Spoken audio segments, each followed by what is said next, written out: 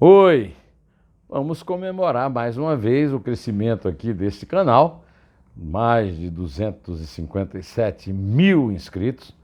E o meu amigo Rafael Loperi disse que nós vamos chegar aos 500 mil, o César Benevides também. Vocês não vão fazer essa falseta de negar o que eles estão prevendo, não é isso? Então vamos curtir, vamos likear, né? E vamos compartilhar nas redes sociais, valeu? Agora, se não gostar, aí eu não posso pedir, né? Mas vamos ver se você gosta. E aqui hoje nós temos um sol maravilhoso e o Arthur combinando aqui os assuntos comigo. Você ouviu aí, ele comunicando na língua dele, né? Bom, eu recebo muita cobrança de petista, tanto aqui como no Twitter, que eu dependo do Lula, que se não fosse o Lula eu não tinha nem como viver, porque o Lula é meu meio de vida, como se diz lá em Campina Grande. Mas olha, o que existe é o seguinte, o PT não para de aparecer notícia ruim do PT e dessa vez é incrível, o PT foi flagrado na maior roubalheira da história. A história do Brasil? Certamente. Da história da humanidade? Talvez. No entanto, o PT, Partido dos Trabalhadores, registrou na Justiça Eleitoral, na sua prestação de contas, no Tribunal Superior Eleitoral, as contas pagas com fundo partidário para a campanha Lula livre. Bom, vai dizer o seguinte, o Lula era candidato? Não, o Lula era candidato, mas estava preso. Está preso. Aliás, não está preso, né? Está lá lá na repartição, né? Na Superintendência da Polícia Federal em Curitiba, numa sala de Estado Maior, mas está, digamos, privado de liberdade. Não podia ser candidato, não pôde ser candidato. Até o Arthur, que nem nascido tinha ainda, já sabia disso.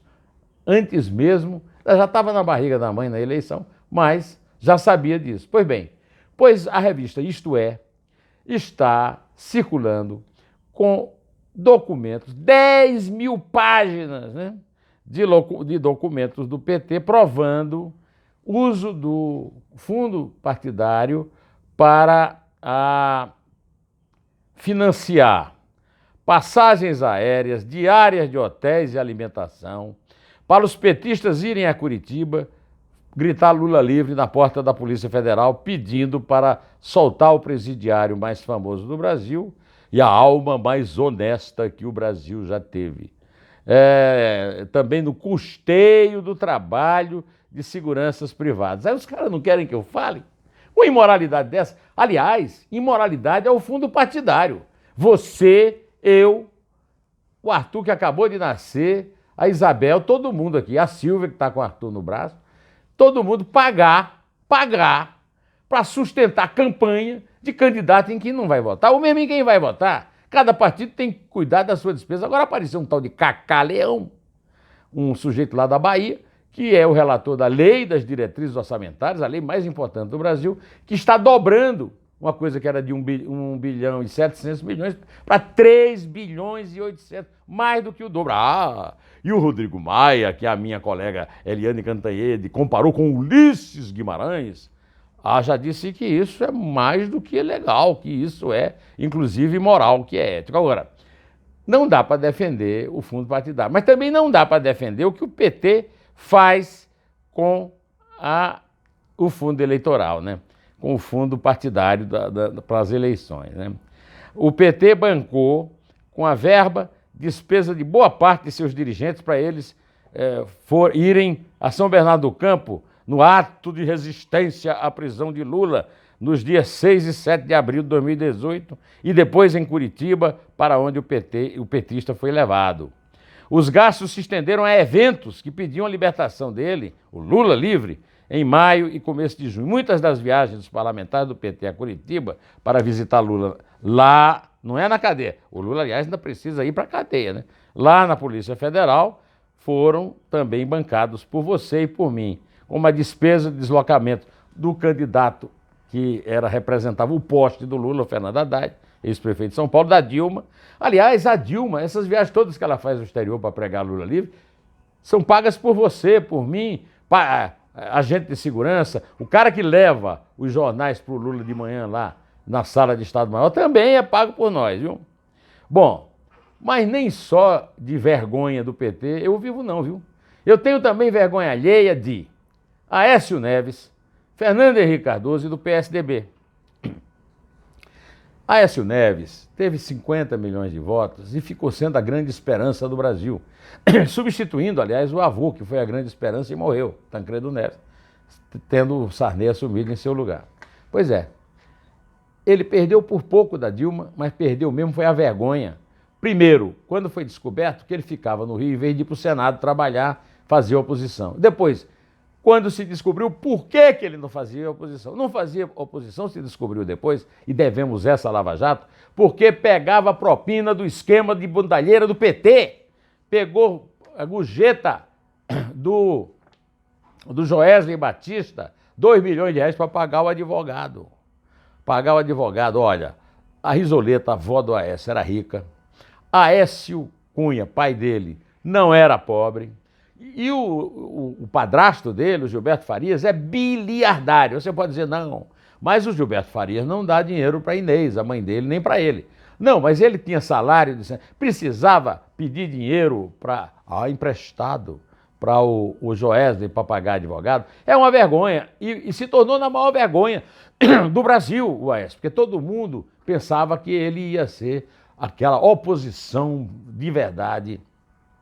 E é uma vergonha tão grande que não se candidatou ao Senado porque sabia que perdia e entrou no vale-acouto, a Câmara é um vale-acouto, por causa da proporcionalidade dos votos. Aí aparece o senhor Fernando Henrique Cardoso, que já nos envergonhou quando dizem que comprou a reeleição, que já nos envergonha quando diz que o Zé Disseu não é bandido, que já nos envergonha quando pede para soltar o Lula, e agora está em defesa de Aécio Neves, criticando duramente o Bruno Covas, que está conduzindo o Diretório Municipal do PSDB em São Paulo para que o Aécio seja suspenso, caso não peça licença, né? Pois eu vou ler para você o que é que o Fernando Henrique escreveu. O PSDB tem um estatuto e uma comissão de ética. Há que respeitá-los, jogar filiados às feras. Principalmente quem dele foi presidente, sem esperar a decisão da justiça, é oportunismo sem grandeza. Não redime erros cometidos, nem devolve a confiança. O que redime os erros? Não tem nem erro para ser redimido, tem erro para ser punido. O Aécio vai ser condenado. Ele está protegido pelo foro privilegiado e por isso que ele se deixou eleger deputado. Agora, o Fernando Henrique, ele não é oportunista nem tem grandeza. Se fosse oportunista, ficava em casa, porque o PSDB é uma vergonha.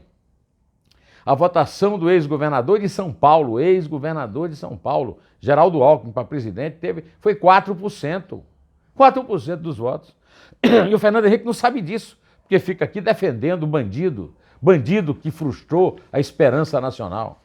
O Fernando Henrique não tem uma boa imagem, hoje ao contrário, imagem muito suja, o PSDB também. O PSDB está enterrado e vem o Fernando Henrique enterrar mais com esse tipo de declaração corporativista, sem grandeza e sem oportunismo. Se fosse oportunista, ficava lá no instituto dele, promovendo palestras e tal, e não ficava defendendo atacando a reforma da Previdência, né? Pois bem, por falar em ex-presidente que precisava ficar em casa, é o Temer. O Temer está aí defendendo o semi-presidencialismo. Primeiro é semi-novo, né? Semi-honesto, né? Não, o Temer que é o semi-parlamentarismo. Eu quero dirigir ao Temer também um apelo. Fique em casa. Fica lá esperando o agente da Polícia Federal que for buscá-lo para a próxima prisão que for decretada. Ou fica com a Marcela, que é muito boa companhia, em vez de ficar escrevendo artigos defendendo o semi-presidencialismo. Para você, Temer, eu tenho aqui um conselho do ex-ministro da Justiça e ex-membro da Comissão de Direitos Humanos, da Verdade de Dilma, o Zé Paulo Cavalcante Filho, jurista pernambucano. Nos ouçam, nos respeitem. O povo já foi consultado 2 vezes na minha vida, no meu lifetime, 2 vezes.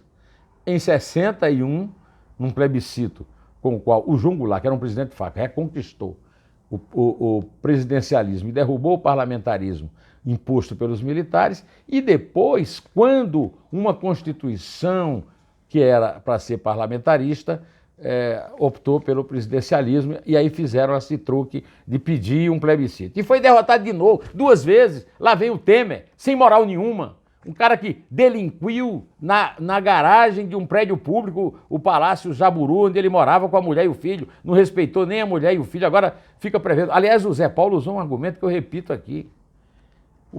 Nessa época, que a Dilma caiu, se tivesse sido imposto um parlamentarismo, o primeiro-ministro ou seria o Eduardo Cunha, bandido que está preso, ou o Renan Calheiros, bandido que não está preso. Bom, para terminar, eu vou lembrar que o jornalista Glenn Greenwald foi ao Senado dizer que não precisa de perícia técnica. Precisa. Só perito. O Brasil é um país independente dos Estados Unidos. Vem um americano comunista agora aqui querer impor que os caras que trabalham para ele no site Intercept Brasil fazem a perícia das mensagens que publicam contra o Moro e o Dallagnol. Isso não existe. Eu sou jornalista de verdade, o que ele não é. Ele é advogado, metido a jornalista. E há 52 anos. E nunca fiz perícia de nada. Sempre me baseei em perícia. E em perícia pública. Nunca me baseei em perícia privada. Tem que submeter a perícia pública. E para terminar, eu tenho duas considerações a fazer. Eu vou elogiar Luciano Bivar, que está propondo um processo de quebra de decoro e, portanto, de punição para o deputado Glauber Braga, que chamou o Moro de juiz ladrão, quando ladrão é o ídolo dele. Ladrão, condenado em 3 instâncias, 8-0, Lula da Silva. Pois é, e também quero criticar veementemente o presidente Jair Bolsonaro por estar pretendendo nomear o filho num gesto de nepotismo que devia ser punido pela lei, exatamente na instituição mais antiga, uma instituição que foi honrada pelo Barão do Rio Branco, e que não tem sentido ter esperado, como ele esperou, o filho completar 35 anos para ser um precoce e despreparado embaixador na mais importante embaixada da Terra, que é a embaixada de qualquer país nos Estados Unidos. O simples fato de falar inglês, sei lá que tipo de inglês fala, e espanhol, não indica grandes qualidades para o Eduardo Bolsonaro ser embaixador. O embaixador nos Estados Unidos é o cargo mais importante da diplomacia brasileira depois da chancelaria e deve ser ocupado por um diplomata experiente que tenha sido secretário, ministro conselheiro, embaixador em outros lugares. Isso aí mostra que o que o Bolsonaro faz não é nova política, é a política anterior ao coronelismo, digamos, o capitanismo, né? A política do capitão e sua família amada e mimada. Capitão, pula fora dessa. Isso aí é outra vergonha alheia que eu tenho que reclamar hoje aqui, tá? Bom, direto ao assunto. Em pé. E só a verdade nos salvará.